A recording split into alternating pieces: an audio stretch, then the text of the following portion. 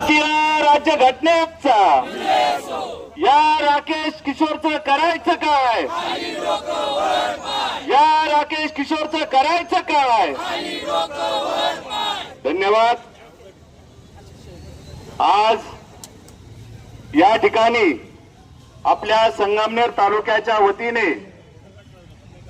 या देशाचे सरन्यायाधीश आदरणीय भूषणजी गवई साहेब यांच्यावर जो भ्याड हल्ला झाला त्या हल्ल्याच्या निषेधार्थ आपण या ठिकाणी सर्वजण उपस्थित आहोत.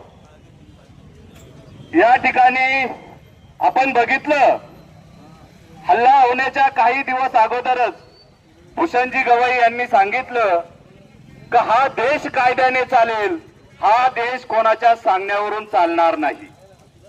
आणि मला तर असं वाटतं का गवई साहेबांचं हे स्टेटमेंट या लोकांना त्या ठिकाणी पचलेलं दिसत नाही.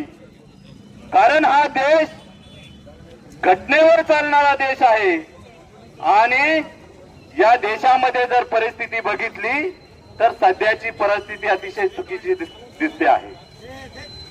कोणाचा तरी फोन येणं, त्या ठिकाणी चुकीच्या लोकांच्या सांगण्यावरून गुन्हे दाखल करणं, अशी परिस्थिती जर आपल्याला अनुभवायला मिळत असेल तर खऱ्या अर्थाने लोकशाहीची हानी झाल्याशिवाय या ठिकाणी राहत नाही.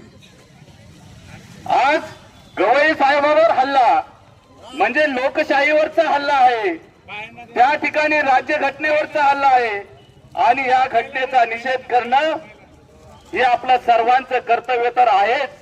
परंतु हा ठेका फक्त आपण बौद्ध बांधवांनीच घेतला की काय, हा प्रश्न सुद्धा या ठिकाणी उपस्थित होतोय. ज्या लोकांनी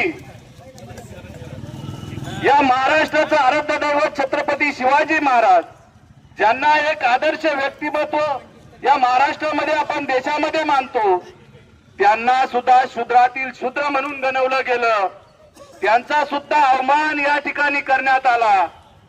तेच लोक आज आपल्याला विरोध करताना दिसत आहे.